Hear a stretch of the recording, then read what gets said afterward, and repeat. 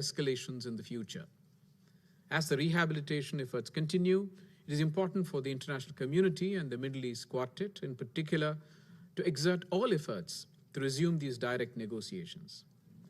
We firmly believe that only a two-state solution achieved through direct and meaningful negotiations between both sides on final status issues will deliver an enduring peace that the people of Israel and Palestine desire and deserve. I thank you, Mr. President. I thank the representative of India for his statement. I give the floor to the representative of Mexico.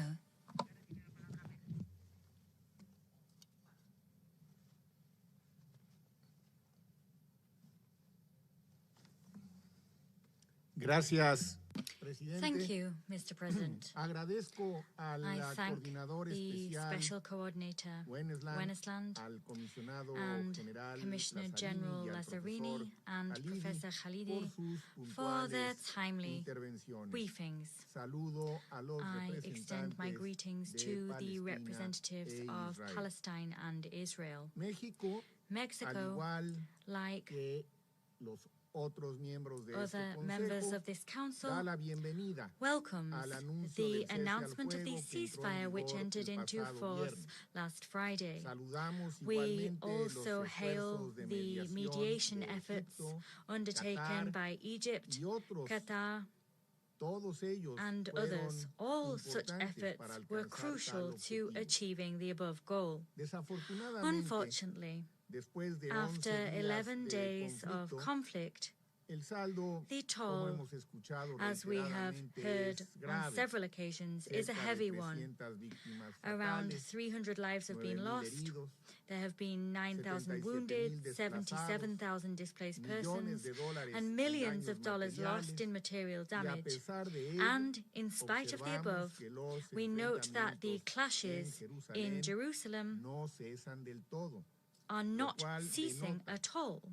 This indicates the fragility of the agreement reached. This cycle of violence is an addition to the list of clashes which have been occurring between Israel and Palestine over the last 13 years. Against this backdrop, reconstruction plans and the funds disbursed by international donors during temporary truces help, of course, but ultimately come to nothing. For as long as we do not tackle the historic and underlying causes of the conflict, we will continue to bemoan episodes of confrontation followed by temporary truces and reconstruction processes.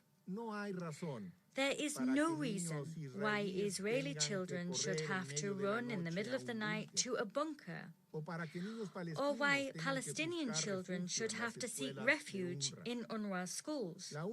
The only way to break with this vicious cycle and to offer a prosperous and peaceful future to Israeli and Palestinian children is to fully implement the two-state solution based on the resolutions of the United Nations and the well-known international parameters. A solution which meets the legitimate security concerns of Israel and allows the consolidation of a politically and economically viable Palestinian state. At the same time as we endorse and reiterate our commitment to the two-state solution, Mexico urges the Palestinian leadership to establish a new date for its electoral process. The holding of free and transparent elections is the backbone of any democratic state. Moreover, we beseech Hamas and other organizations in Gaza to refrain from launching rockets or incendiary devices and from staging any other attack against Israel. We also appeal to Israel to foster an environment propitious to the peaceful, economic, and prosperous development of Palestine, and inter alia, to lift the blockade on Gaza. Moreover, we urge Israel to halt any and all colonization activities and settlement activities in the occupied territories, including the seizure, evacuation, and demolition of Palestinian property, as well as the construction and expansion of settlements. These are illegal under international law and hinder the two-state solution. Moreover, and in accordance with the relevant resolutions of the United Nations, the special status of Jerusalem must be preserved. We reiterate our appeal to political, social, and religious leaders to refrain from the use of incendiary rhetoric, which fosters social polarization and fuels violence. My delegation welcomes the timely allocation by OCHA and a number of international partners of funds to begin reconstruction in Gaza. We hope that the contributions of the international community will continue. Mr. President, I conclude. Efforts to reconstruct Palestine and ensure its economic recovery must be accompanied by the realization of the legitimate aspirations of self-determination of the Palestinian people. A Palestinian state which is independent and economically viable will work in favor of Israel's security. The responsibility to resume this process undoubtedly falls on the shoulders of the parties to the conflict. However, the international community we have, all of us, the duty to support this process. Many thanks, Mr. President. I thank the representative of Mexico for his statement. I give the floor to the representative of Estonia. Thank you, Mr. President. I thank Special Coordinator Vennesland, Commissioner General Lazzarini, and Professor Khalidi for their briefings. We were following with deep concern the latest round of escalation in Israel and the occupied Palestinian territory and the loss of civilian lives resulting from the violence, especially children. We strongly condemned the indiscriminate firing of rockets by Hamas and other militant groups, while stressing the need for the parties to abide by international humanitarian law. Estonia welcomes the ceasefire between Israel and Hamas. It is vital that the parties respect and fully observe the ceasefire and do their utmost to avoid further tensions and violence. We commend the important role the United Nations, the United States, Egypt, and Qatar and other international partners played in this regard. The ceasefire creates space to address urgent humanitarian needs. We support the Secretary General's call for a robust package of support for reconstruction and recovery in Gaza. Estonia is planning additional funding for UNRWA to address the tremendous humanitarian consequences of the recent conflict. Considering the dire humanitarian situation in the Gaza Strip, it is vital to grant unhindered and sustained humanitarian access to all those in need and work for the sustainable reconstruction and recovery. It is also important to calm the volatile situation in the West Bank and East Jerusalem, including around the Temple Mount Haram al-Sharif. All acts of provocation, incitement, violence, and destruction must end. The status quo of the holy sites must be respected. We also call on Israel to halt the continued settlement expansion, evictions, and demolitions in the occupied Palestinian territories, including in East Jerusalem, as they are contrary to international law. We call all parties to refrain from unilateral actions that would further increase tensions and undermine the viability of the two-state solution.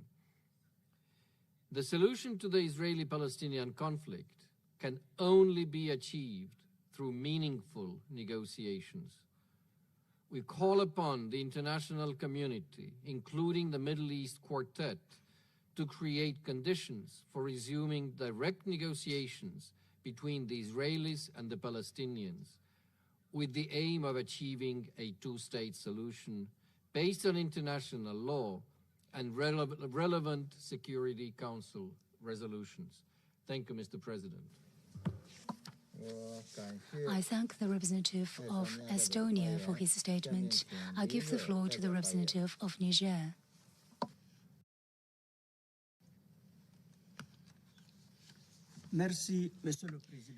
Thank you, Mr. President. I would like to begin by thanking Mr. Tor Wennesland for his comprehensive briefing.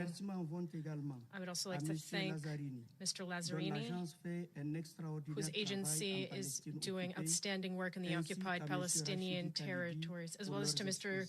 Rashidi Khalidi for their briefings. I welcome the presence of representatives of Palestine and Israel with us today. I would also like to thank the Chinese presidency for the dynamism and efficiency it has shown throughout this month in organizing our various meetings on the situation in the Middle East, including the one today, which provides us the opportunity to meet in person.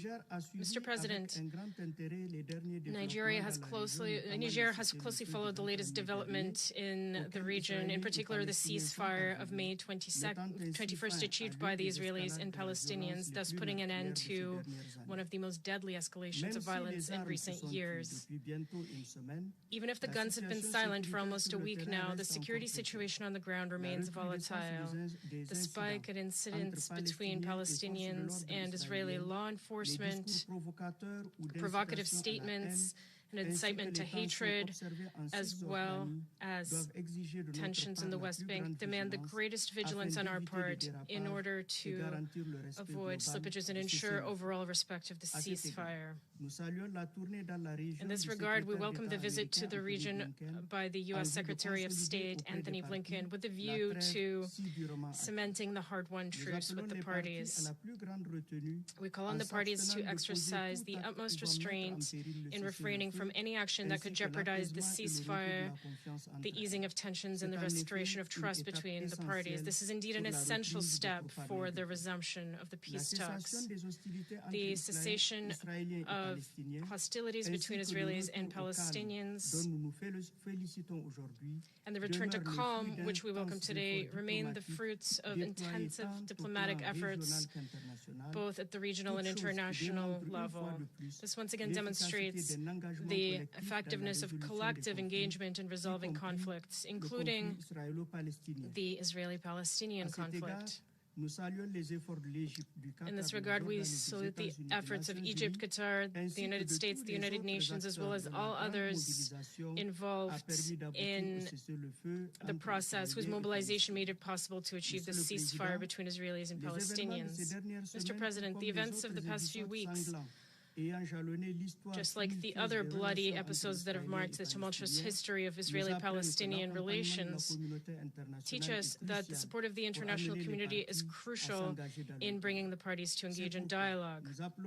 That is why we call on the international community, the Quartet, the members of the Council, as well as regional stakeholders who have an influence over the parties, to continue to exert the necessary pressure in order to achieve the resumption of the peace process interrupted several years ago. The achievement of the two-state solution, the only solution to this conflict, to which we renewed our full support and commitment over the past weeks, must no longer suffer from paralysis.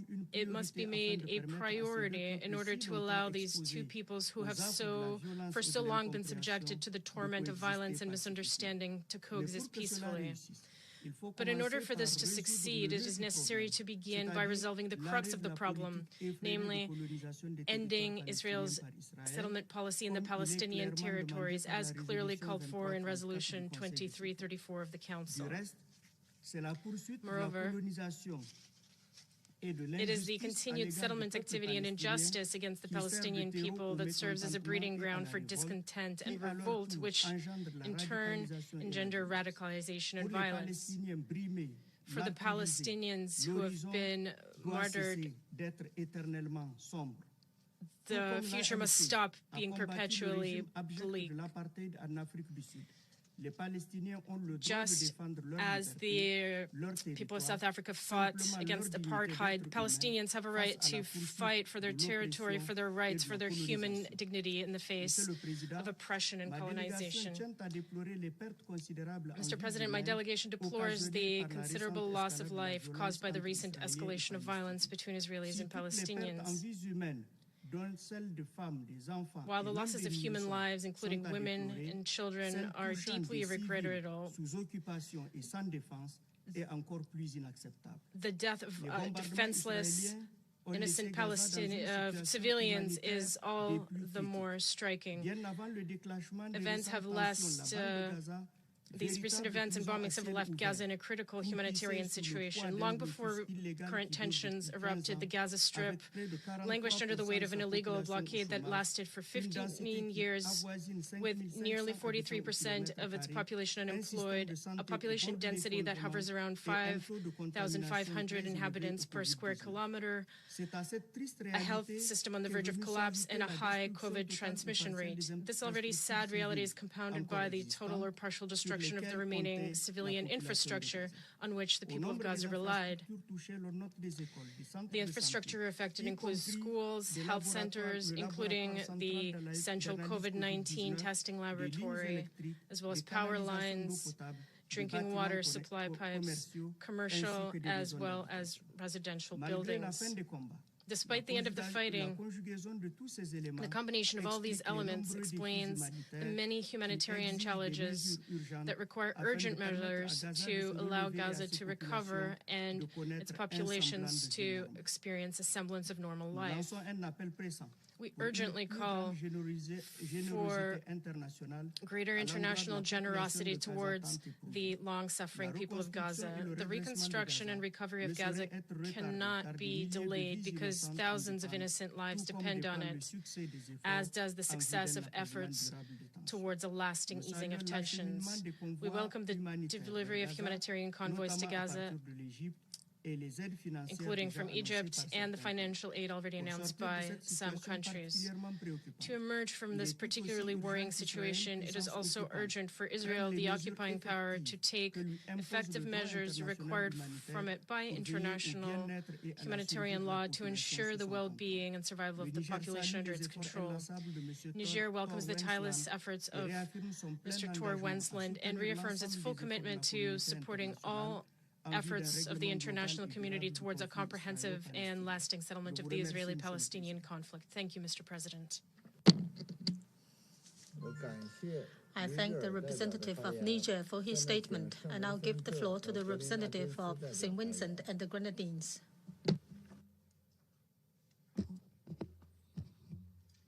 Thank you, Mr. President. I thank Special Coordinator Venezuelan for his briefing and mediation efforts.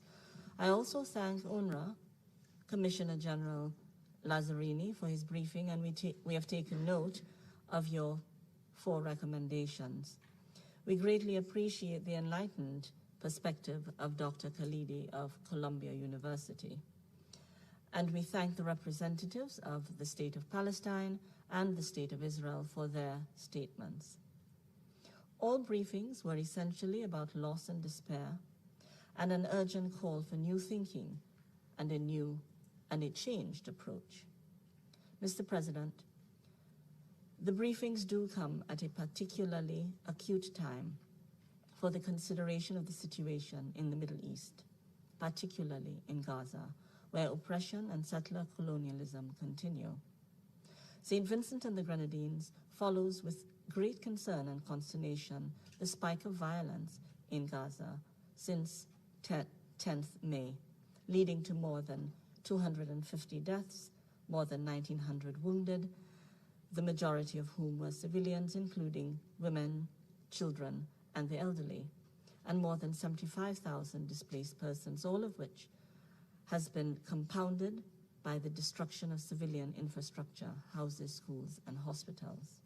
As we mourn the loss of lives of both Palestinians and Israelis, we welcome the announcement of an unconditional ceasefire between Israel and Hamas, brokered under Egyptian auspices.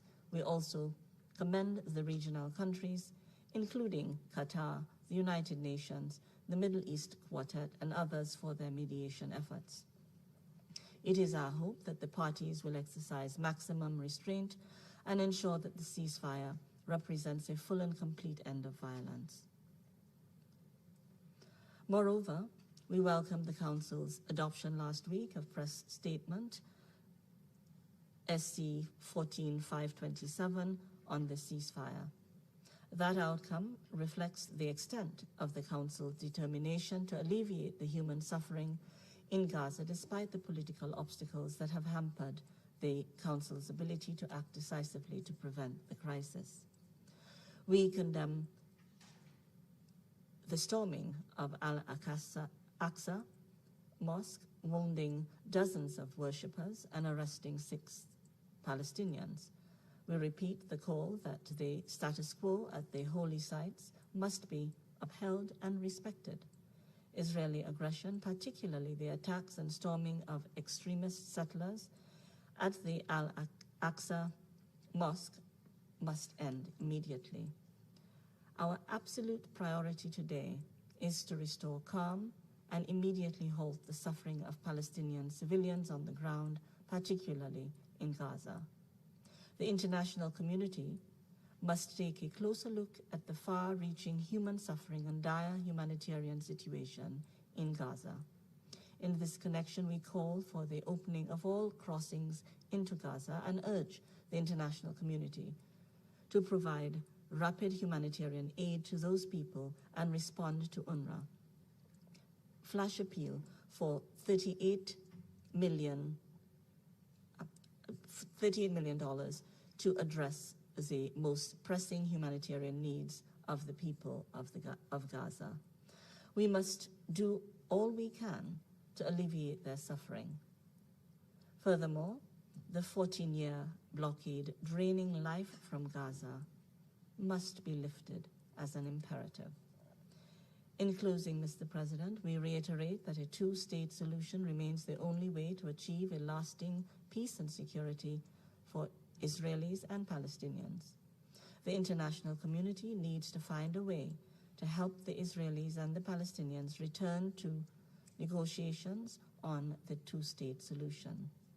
The absence of a political dialogue runs the serious risk of further deterioration in security conditions in the future. Thank you. I thank the representative of St. Vincent and the Grenadines for her statement. I shall now make a statement in my capacity as the representative of China. I thank Special Coordinator Wennesland, Commissioner General Lazzarini, and Mr. Khalidi for their briefings. Over the past month, the Palestinian-Israeli tensions have been tugging at the heartstrings of the entire world.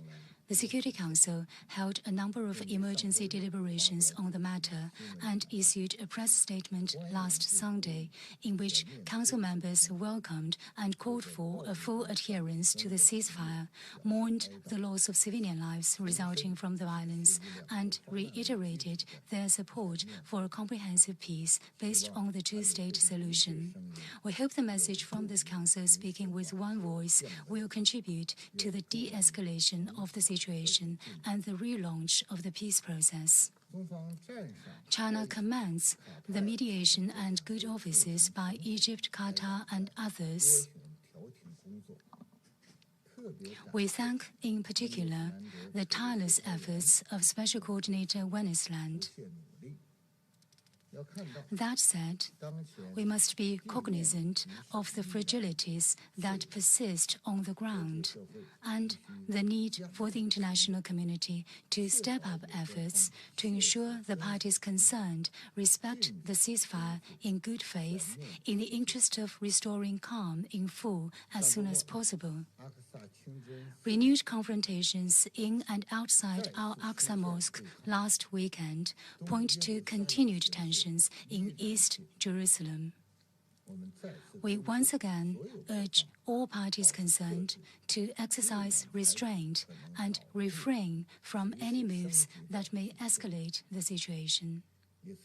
Israel must genuinely put an end to violence, threats, and provocations against the Muslim community, maintain and respect the historical and present status of Jerusalem as a religious holy site, stop evicting Palestinian people, and halt all settlement activities. Colleagues, the humanitarian crisis in the occupied Palestinian territories is concerning. In Gaza, years of blockade, the COVID-19 pandemic, and now over 10 days of clashes and turmoil have conspired to plunge the residents of Gaza, over 2 million of them, in dire straits. We call on the international community to act without delay and provide humanitarian assistance to Palestine through multiple channels and emergency funding support to UNRWA.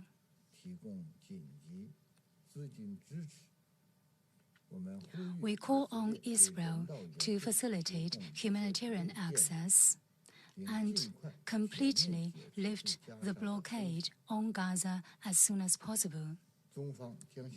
China will send $1 million in cash to Palestine as emergency humanitarian aid, $1 million donation to UNRWA, and 200,000 doses of COVID-19 vaccine. In addition, we will continue to do whatever we can to help the Palestinian people in ways that address their practical needs. Colleagues, the Palestinian-Israeli issue has been on the UN's agenda for more than 70 years. Each time the Palestinian-Israeli situation is thrown into turmoil, it is an alarm bell for international rule of law, weighs on human conscience, and tests the effectiveness of multilateral mechanisms. The latest round of conflict reminds us once again that we cannot afford to allow the Middle East process to go off the rails or to push the question of Palestine to the margins, or to overlook the suffering of the Palestinian people and their well-deserved rights, or to forget the many binding resolutions adopted by the Security Council, or to shirk the responsibility the Security Council must undertake. While addressing the Security Council emergency open meeting on 16th of May, His Excellency Wang Yi, China's State Councillor and Foreign Minister, pointed out that an enduring settlement can only be achieved on the basis of the two-state solution. Only when the question of Palestine is resolved in a comprehensive, just, and sustainable way can lasting peace and security for all be truly achieved in the Middle East.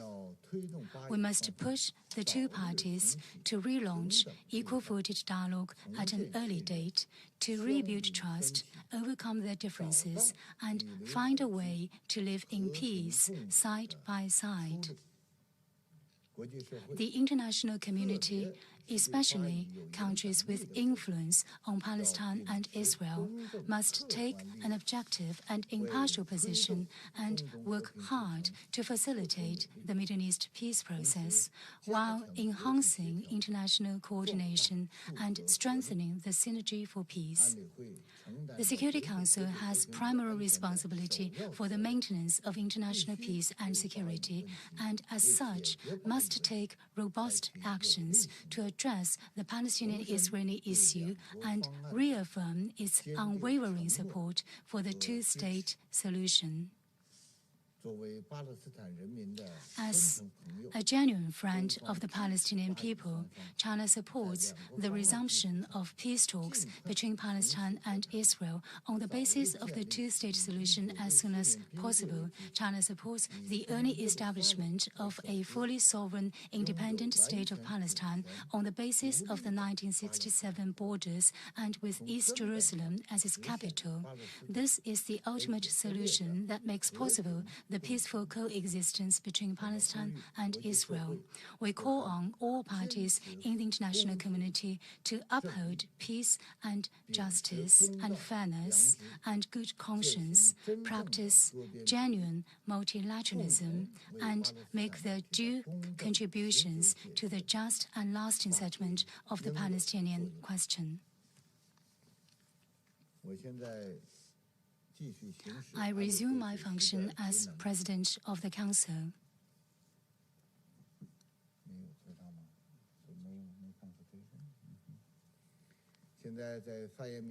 There are no more names inscribed on the list of speakers. As this is the last scheduled open meeting of the Council for the month of May, I would like to express the sincere appreciation of the delegation of China to the members of the Council and to the Secretariat of the Council for all the support they've given us.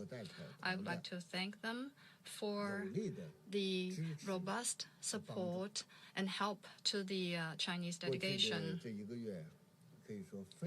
Indeed, it has been a busy month for all of us, and one in which we took active actions on the items on the agenda of the Council and on the present challenges faced by the international community. One in which we are committed to assuming the role of the Security Council by making unremitting efforts towards safeguarding world peace and global security. I thank every delegation and the representatives of the Secretariat, including the technical support team, conference service officers, interpreters, translators, verbatim reporters, and security staff for their hard work, support, and positive contributions. In particular, in the context of the pandemic, your support has been rendered to us by overcoming a lot of difficulties which are imaginable. Without your participation and contributions, we could not have done it alone.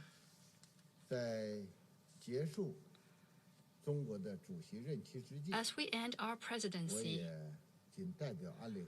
I know I speak on behalf of the Council in wishing the delegation of Estonia good luck in the month of June. The meeting is adjourned.